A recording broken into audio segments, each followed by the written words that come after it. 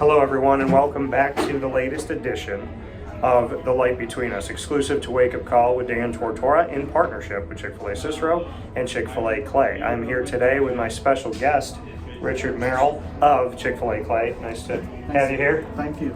And I want to say before anything else, a Marine, so thank you for your service.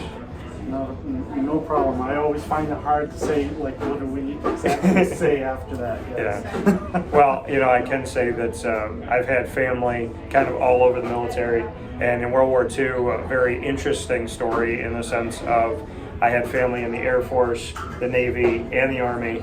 They all brothers, and then some had married into my family. I don't know if they were married into the family yet, but they all together, there were 6 of them, and they all came home, every single one of them. So, and if they did not, there would be no me. So my grandfather was 18 years old. So yeah, my dad's dad, and then my other grandfather was a little bit older in the Navy, and he never got called out. My dad's dad was in Germany, front lines in the Army. So whenever I hear anybody has given any years of service, I want to say thank you personally from my family to yours, because I know how important it's been to my family to not only fight for freedom but to come home. So thank you for that.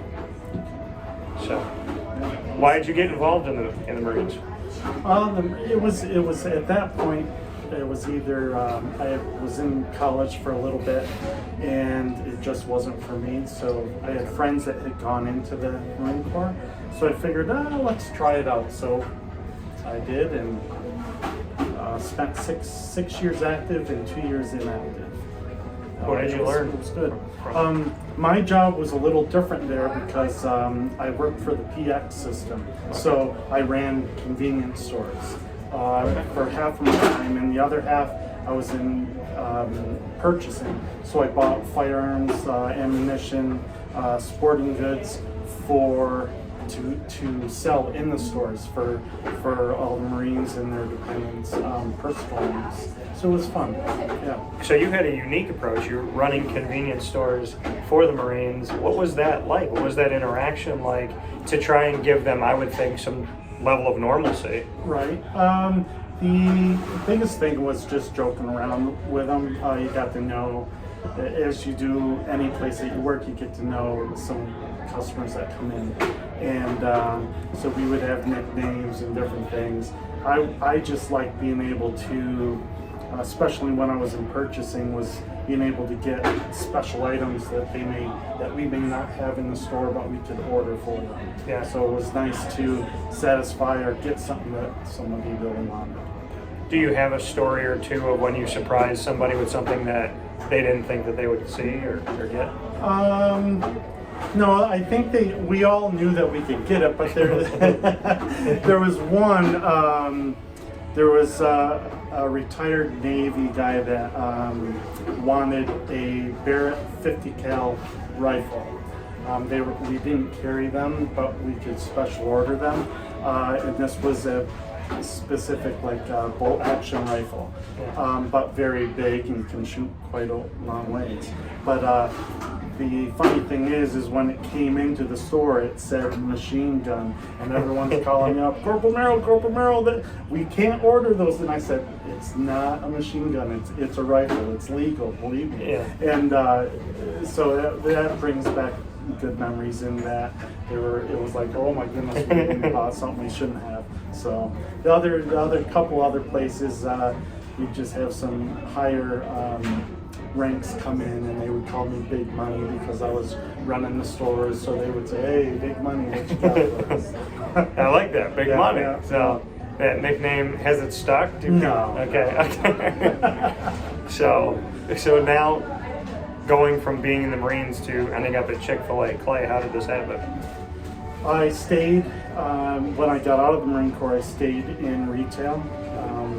And then it just got to a point, I worked for various different companies. PetSmart was the longest, 13 years, and then I had gone to Lumber Liquidators, and as recent, I was with Tractor Supply. And after COVID, I just didn't want to be in retail anymore. I was just getting sick of the hours and different stuff. Yeah. So I saw the ad about a year and a half ago for the store had an opening, and I said, why not? Sundays off is awesome. So I put in and met with Jimmer, and the rest is history. I've been here about a year and 3 months now. So with a year and some change, how would you describe Chick-fil-A from the inside out? Even just getting here and being here now for the year and change is, I still am impressed with the people that work here. All the other places where I've worked at, I wish I could have that number of people working for me at that time. It's just awesome. There's some that are deep in their faith here, some that are not religious, but we all get along really well, and it's a good place to be. And when you have a place, like you said, people can be obviously who they are and who they want to be. When there is a place that is open to faith, it feels like in today's world, so many corporations don't want you to talk about it. To be in a place where they say, hey, talk about God, live in your faith, what does that mean to you? A lot. As I've worked for all of those places, you always, if the time arose in my prior employments, it would sort of be, you would be a little hesitant to talk about it. Here it's open, so it's more refreshing to say, hey, try this, or here's what I've learned in my past. And I'm able to hopefully give some knowledge to some of the young kids around and say, give them some direction a little bit. Through faith, here at Chick-fil-A, who has inspired you? Do you have a moment or two where somebody made you stop and think? I would say, well, just for sure, Jimmer and his story and everything that he is working through. He talks about his family and how much they mean to him, and it just made me think about, okay, step back, and the important thing is family and not trying to do the work. I mean, yes, the work is important, but when everything goes away, you still have your family. So it's just an important thing. Do you have a moment or two where you felt like you've inspired someone with your faith here? Yeah, I've had a few conversations with some of the younger guys, and just being able to give them my story and different things that I've gone through, that I feel would give them some direction. So, why are you a faithful person? Where'd it come from? My parents. Yeah. I grew up in a godly home. We went to church every week.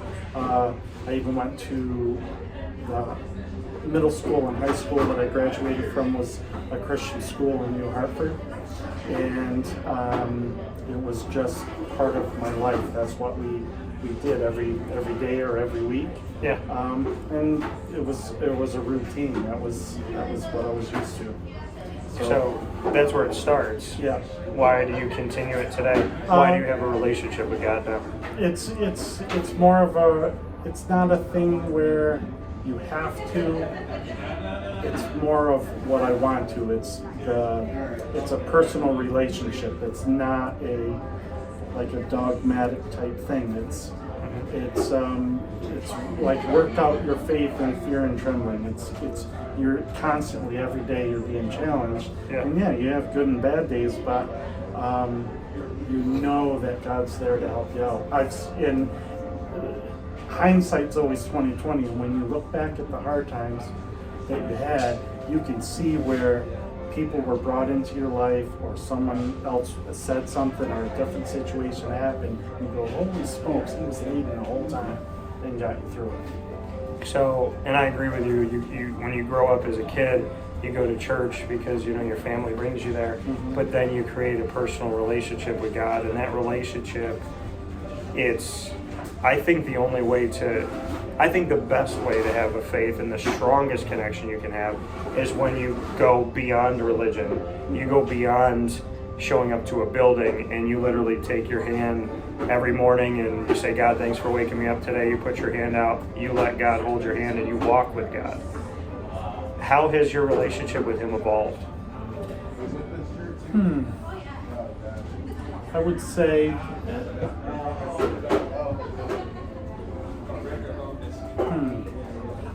it's more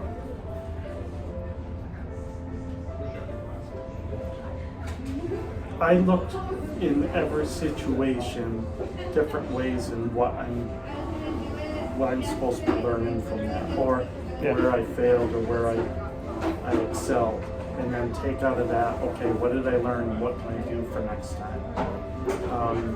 Then I reflect back, what did I learn, or what am I reading in the Bible that corresponds to it, and see it that way. So you go through something and then you go back and reflect upon it. Is it hard to be blatantly honest with yourself? No, most of the time, I think everybody knows. Everybody knows what we need to do or where we failed. It's just, or where we need to improve. But it's another thing to say, okay, I know it, but now what am I going to do to change it? That's where the struggle comes.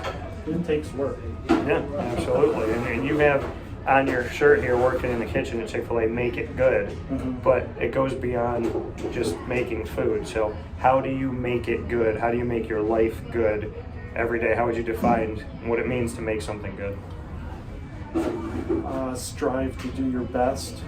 At times it's really hard, and if you stumble or mess up, then make it right.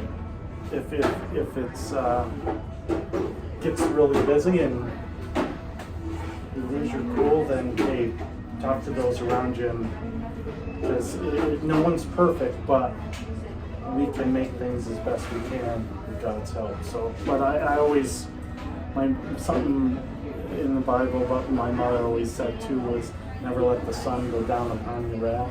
So if things are not, if you lost cool, then later on, or try to make things right as soon as possible. Don't let them fester. In closing, going off of that, how would you describe, if someone doesn't know God, how would you describe God?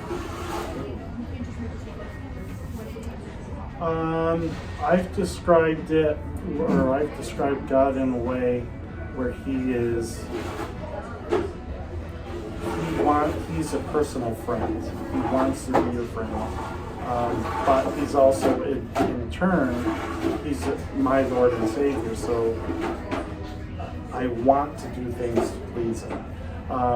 If a person's not at that level yet, I try to tell somebody a story that's happened to me, where just having a hard time, and then, as I said before, you look back and you can see the guidance all the way through. And I just let that person know that it's once you're into your faith and studying more, learning from more godly people, that you actually you're wanting to learn more and more and more and more. And while you're on that voyage or on that journey, you're actually improving yourself. You're getting better. How do we bring a little heaven on earth? One person at a time. Just fill into one person, and then in hopes when you've affected change and helped that one person, they're going to want to pass it on, and it just multiplies. It's the best way. I felt that in my gut when you said that. I felt that, like, you feel that trueness of that. It's a perfect message to all of you. The light between us, Chick-fil-A Cicero and Chick-fil-A Clay here on Wake Up Call with Dan Tortora, and our proud partnership with the fantastic people here led by Jim Sikowski, Richard Merrill. Thank you, sir. Thank you. Appreciate it. And as we always leave you, God bless, no stress, do your best. We'll talk soon.